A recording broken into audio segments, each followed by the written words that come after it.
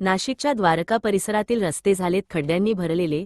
शहराच्या मुख्य प्रवेशद्वारावरच रस्त्यांची अशी दुरवस्था. द्वारका बस स्थानकाच्या परिसरात रस्त्यांवर पाणी साचून खड्ड्यांचा अंदाज येत नाही आणि त्यामुळे अपघातांची संख्या वाढत चालली आहे. रोज रस्त्याने चालणं म्हणजे जीव धोक्यात घालणं झालंय. पाठीच्या दुखण्या, मणक्यांचे त्रास, सगळंच वाढलंय. महापालिकेला किती वेळा सांगायचं? नागरिक अलीम शेख कुणाचा जीव गेल्यावरच महापालिकेला जाग येणार का? रोशन शर्मा यांचा संतप्त सवाल. द्वारका जंक्शन म्हणजे नाशिकच्या वाहतुकीचं हृदय आणि इथल्या रस्त्यांची अवस्था बघून नागरिक हैराण झालेत. डेस न्यूज मराठी मागणी करते, महापालिकेने तातडीने रस्त्यांची दुरुस्ती करून नागरिकांच्या जीविताचा प्रश्न गंभीरतेने घ्यावा.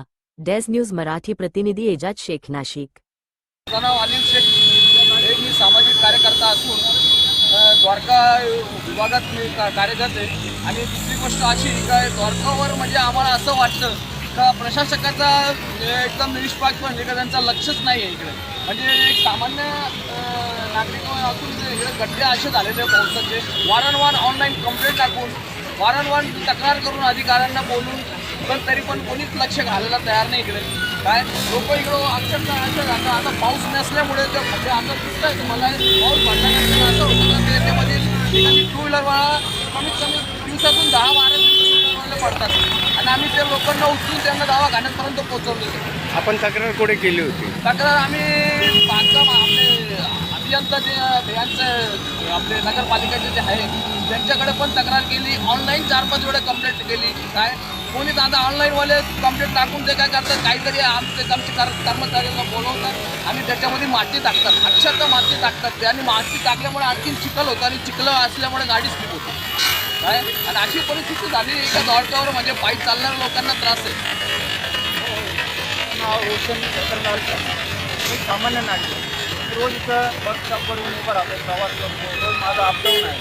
हे इथं एवढा पाऊस नसल्यामुळे खड्डे दिसते. आता जेव्हा पाऊस पाणी पडतं त्याच्यात हेच पाणी आपले शाळेतली मुलं किंवा कॉलेजचे किंवा बाहेर येणारे जे पण तिथं स्थानिक नागरिक असो किंवा बाहेर येणारे प्रवासी असो यांच्या अंगावर उठतं ते पाणी चाललेलं आणि कोणत्याही गाडीवाले त्याच्यात काही चुकू त्यांना खड्डे दिसत नाही. एवढे मोठमोठे खड्डे, हातभर खड्डे, डोळे दिसत आता.